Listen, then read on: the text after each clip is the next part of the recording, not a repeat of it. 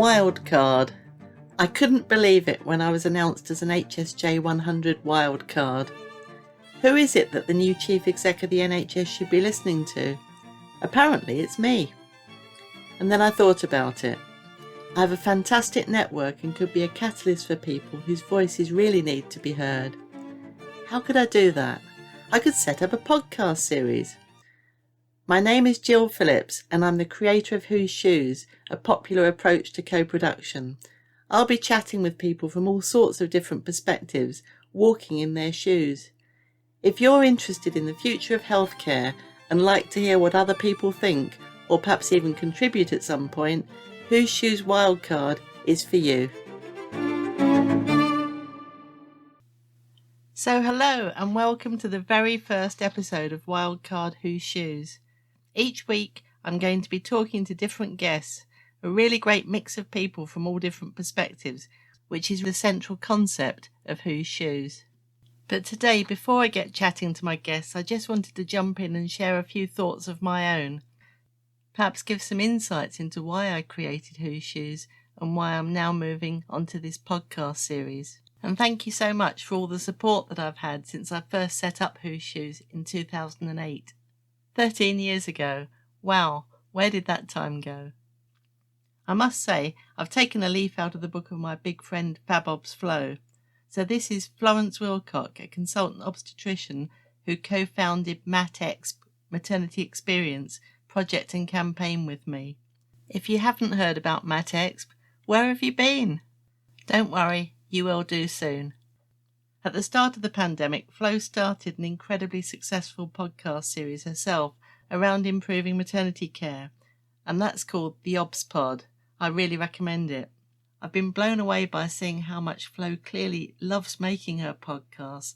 So again, that's encouraged me into this space, and I just want to chat with people who are passionate about improving healthcare, but the wider sense of health, wellness, and not just illness, which will be another key feature of this series. I've got a fantastic network and I love linking people up. It's just so fantastic when you know that certain people will just get on together and make even more things happen. I'm hoping that lots of listeners will have an intentional coffee. This is something I set up recently with Dr. Mary Salama, a wonderful paediatrician in Birmingham, and I'm hoping that another benefit of this podcast series is that people will want to connect with some of the podcast guests, and that these speakers in turn will want to connect with each other. It's going to be quite a party. This is already happening from the early episodes that we've been recording. I think it will really help build energy for positive change and help people make great connections. It's going to be fun. I guess the podcast series is a really natural extension of my Whose Shoes work, which I know that some of the people listening will be familiar with. I'm going to write some program notes, so I'll share a link to my Padlet there for anybody who wants to find out more. The approach is now being used in about 80 NHS trusts in the UK and many other organisations, including internationally. So basically I created a board game that looks at issues from different people's perspective. That is Whose Shoes. And I guess with my Whose Shoes brain, I see tensions that exist between things and how powerful it can be bringing people together, everyone, no hierarchy, just people. So we work with people with lived experience, the staff of an organisation, the family carers, and basically break down barriers, creating the conditions for them to come together and relate to each other as people, and then the magic happens, and then they can come up with solutions together, and that's co-production. We're going to be talking in the podcast series about people and organisations living their values. So say for a big organisation like the NHS, it's all very well us clapping our heroes, but people give so much. We really mustn't take them for granted, and nor must organisations and governments. And this works in all directions. So for example, if a key leader goes off sick, as well as going round to reallocate their responsibilities, which is obviously critically important, we need to care for them. During the pandemic, I've heard the most amazing stories of teamwork, fantastic support for individuals, but I've also been saddened to hear of people who've perhaps worked for the NHS for 30, 40 years, going off sick, and then perhaps going on to retire, and saying that they just felt they disappeared. Nobody even sent them a card because it'd been a few months after they'd been at work. People remember how they leave an organisation. That's important for the rest of their lives. They remember how they were treated, staff and patients alike. We all do. Maya Angelou said, "People will forget what you said, people will forget what you did, but people will never forget how you made them feel." So we'll be talking to people doing wonderful work around compassionate care and how to make it real for staff and patients alike, even when you're busy and really under pressure. I suppose my vision with Whose Shoes has been to try and join everything up. It's been a crazy, daunting vision, really. And I guess I didn't really know that when I first set up Whose Shoes all those years ago, but it's evolved. I've seen that the key themes across our work are just so similar. Whether we're talking about improving dementia care or maternity care, subjects that seem so different, it sounds like a cliche really, but it's people united in vulnerability, wanting the same things. Obviously everyone's an individual, unique. Personalised care is really, really important, but everybody wants good communication. They want information in a timely and relevant manner. They don't just want to be overloaded with a pile of booklets, for example. I remember when my own dad had heart problems, we'd come away with about a dozen booklets, and then at the next crisis we'd be given the same ones again. For me this just felt lazy really, an easy way out, but people in these circumstances are overwhelmed and overloaded. I know we were. The stories that come through so powerfully, I find, are when somebody really took the time and effort to support you and to get the help that you needed at a particular time, rather than just give you a pile of stuff. So we'll be talking about pathways, signposting, care navigation, you name it, but hopefully trying to avoid this jargon, or no doubt discussing it, as I have a big thing about language. The difficulty, or sometimes, to be honest, the sheer impossibility of navigating your way through the care and support that you need, or obviously somebody that you're caring for, is probably one of the things that's come through most strongly in our Whose Shoes work. And what about not reinventing the wheel? I'm always really keen on sharing best practice. I've come across a trust recently doing really great work around helping parents know what to look for during the first 1,001 days of their child's life and how to get support, from antenatal through to age 2, and hopefully it looks though it might be expanded in future up to school age. There's just so much information around that anything that can help distill it for you is priceless. This work is so valuable. How can it be shared more readily between trusts so that if someone does do great work, others too can benefit? I've seen a big shift in this over the years that I've been working on Whose Shoes, which is great. People used to be, I'd say, even more territorial, but now initiatives like Fab NHS Staff and the Beneficial Changes Network encourage people to share good practice more. But there's so much more scope. For example, we have 3 booklets of case studies around improving maternity care.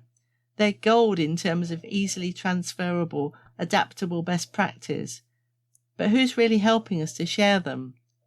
Who helps us distribute them and get them out there to the widest audience? Where is the repository of really good stuff? And if it exists, who knows about them? And the biggest test of all sometimes is whether the general public know about them. They generally don't. The things that really help are not always obvious, but they become obvious if you talk to people. How many hospitals, for example, really think about the needs of parents with a child who's in hospital, sometimes for months? Being able to access healthy meals, for example, at an affordable price. I suppose what frustrates me is when I see that people are crying out for certain things, and those certain things exist. So, for example, peer support or some practical help. And the frustration is that there isn't a better system of actually joining things up. It's not necessarily about coming up with something new. It's about making the most of something that's already there. And for example, within the community, you see the projects that start and do wonderful things with practically no resources, and then funding moves on and they're constantly struggling with stuff rather than actually getting on with what they're good at. I mean, I've actually got a friend, someone I've worked with, who she just comes up with good ideas, really good ideas, and then she gets somebody else to put them into management speak so that they tick the boxes that they need with the buzzwords to get the funding. Now, what's that about? It's a complete waste of time and money and effort, and it's just depressing. But that's the kind of system that we're living in. So these are the kind of people that I'm hoping to talk to in the podcast series. Just grassroots people doing great stuff, people who are in a position of power who can influence stuff. Rob Webster, an NHS leader in Yorkshire, was leading the way, I think, in terms of he's leading one of the biggest integrated care services, but I know he really focuses on people. I was on a lived experience session the other day with NHS England, and a spontaneous "we need to clone Rob Webster" campaign seemed to be building up. But unfortunately, obviously, we can't clone individuals, however good they are. We need to nurture talent everywhere. Lots of people have talent. If organisations can be flexible and encourage people to use their talents widely, rather than being locked into over-prescriptive job descriptions, then we'll all benefit, as passionate people just add so much. Now, what we do through our Whose Shoes workshops is tap into that passion and discover it. We kind of sow the seeds throughout the workshop that people have come along not just because they want to improve care, but because they individually are passionate about something. It might be something quite small or quite specific. We've got a JFDI, the polite version is Just Do It. We try and encourage people to feel that they can actually do something without asking for permission. And then they make pledges, and then people support them with those pledges because perhaps they've got that same shared passion, or we can link them with somebody across the country. And this is where social media comes in so strongly. And then people feel so good, they feel rewarded that they're actually making a difference, rather than perhaps complaining that everything's just too big and too difficult.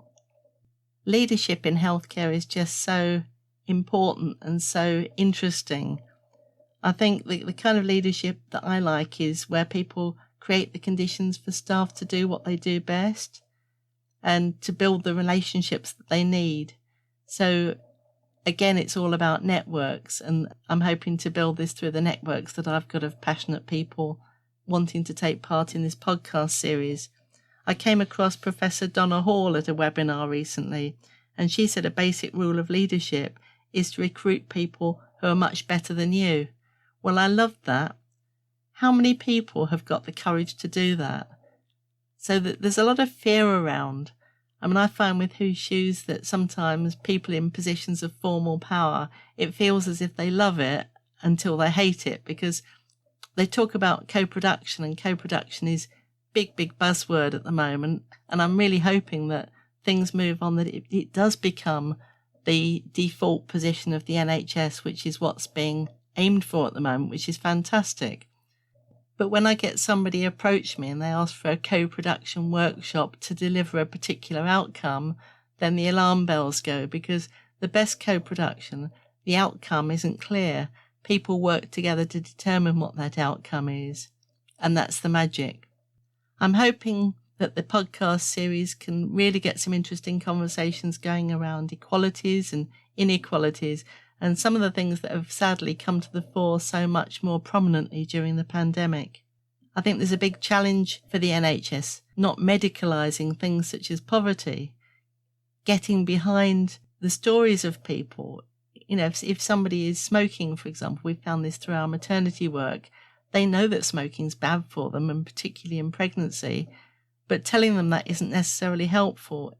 Somebody, on the other hand, who takes an interest in their life, listens to their story, realises what's going on at home and how perhaps smoking is one of the few things that's actually making their life, relieving the stress a little bit, and then looking at how they can help them as a person is far more useful. Innovation. It's hard to do innovative stuff. I know this through Whose Shoes. It's such an uphill battle. One of my favourite cartoons is where two people are talking and one says, "This is a really innovative approach, but I'm afraid we can't consider it. it's never been done before. So much innovation has happened spontaneously during the pandemic.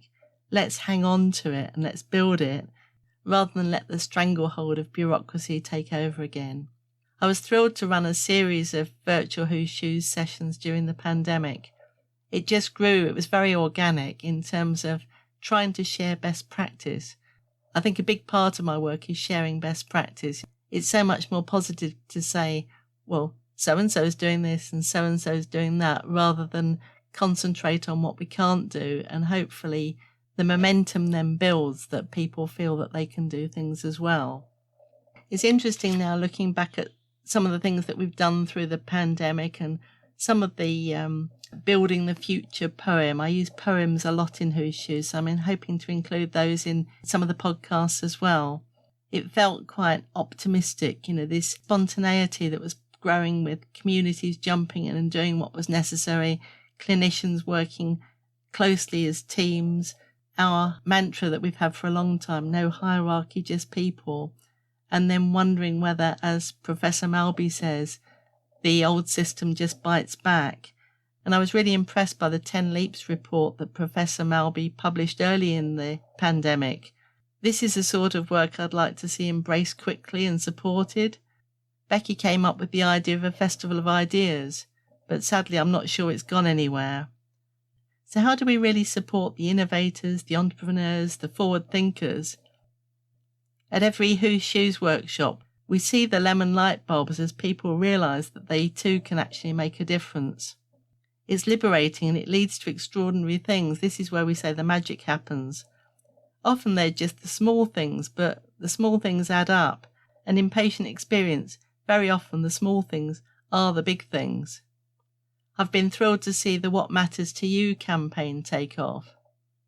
I think Whose Shoes has always focused on what matters to you, and I've had some fantastic mentors in this respect. I'd like to give a shout out to Dr. Sam Majumdar in Scotland. Sam has been a bit of a mutual mentor to me and we've become great friends. Initially, I was mentoring him around social media, and to be honest, he was mentoring me around life and building Whose Shoes in terms of having the confidence to go where the energy goes and to believe. So much of what I do is about finding and working with the right people. And I guess this is where this amazing network has come from. And to have the, I don't know whether it's courage or belief really, to drop things if they're not going in the right direction. And it's becoming, I'm getting drawn into stuff, and to follow the people who are really energetic and vibrant and will really, if I work with them, it will lead to really positive change. I want to give a voice here to people with lived experience, to family carers. I want people to hear their stories and to hear why it matters. One particularly illuminating perspective is people who have lived experience who are also healthcare professionals, or indeed, if you turn it around, healthcare professionals who are also patients. It seems they're generally far more listened to if they introduce themselves as healthcare professionals rather than people with lived experience, where they can be patronised or dismissed as too emotional or uninformed. Why is this? I'll be talking to people who can tell us more.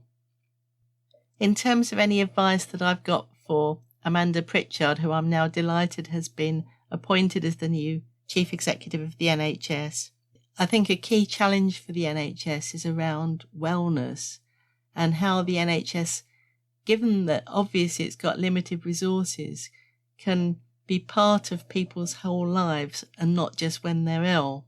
So that understanding the importance of good health and for us all to build healthy habits into our lifestyles, obviously that saves the NHS. We've all heard about saving the NHS during the pandemic, but I don't think people have really understood yet the need for all of us to take personal responsibility for our own health.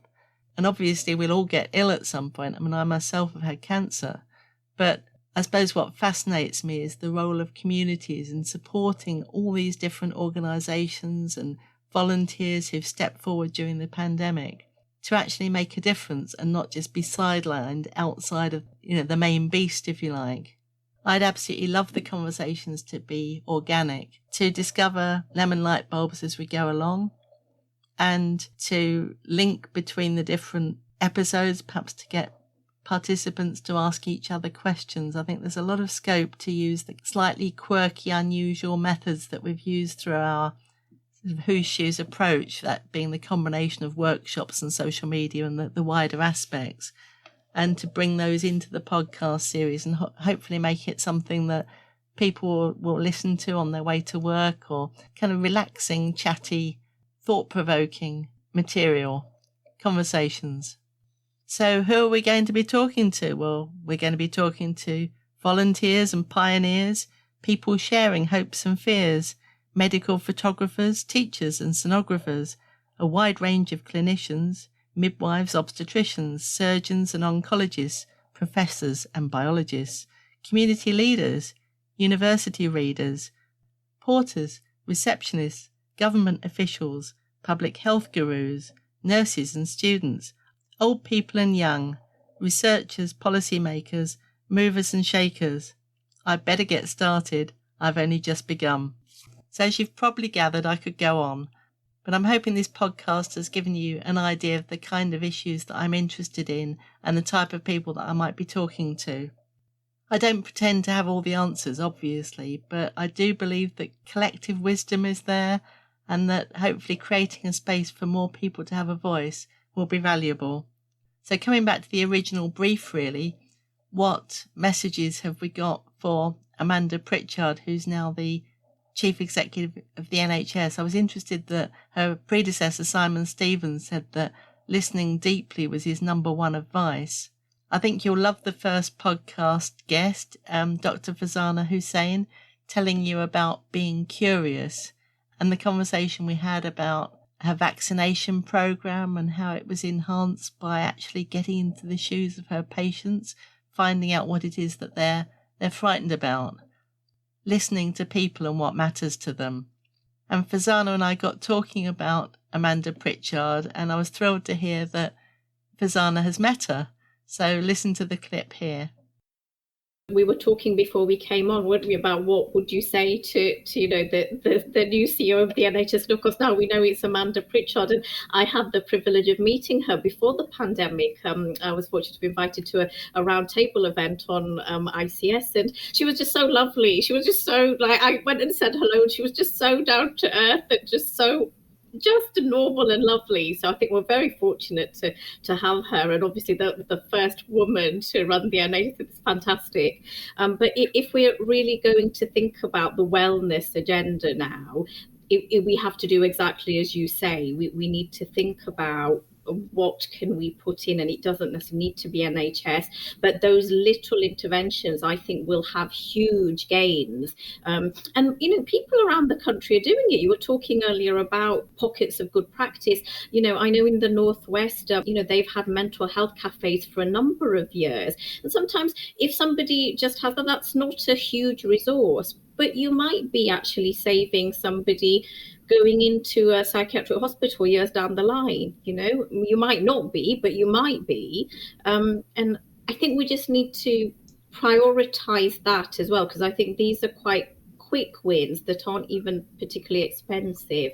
And I think sometimes I understand when you're on a tight budget, as obviously the NHS is, you probably think about your biggest spends. But I wonder if we should also be looking overall and looking at the long-term thing of, if we keep these guys well, not only do we increase their quality of life, we probably save a lot of money as well.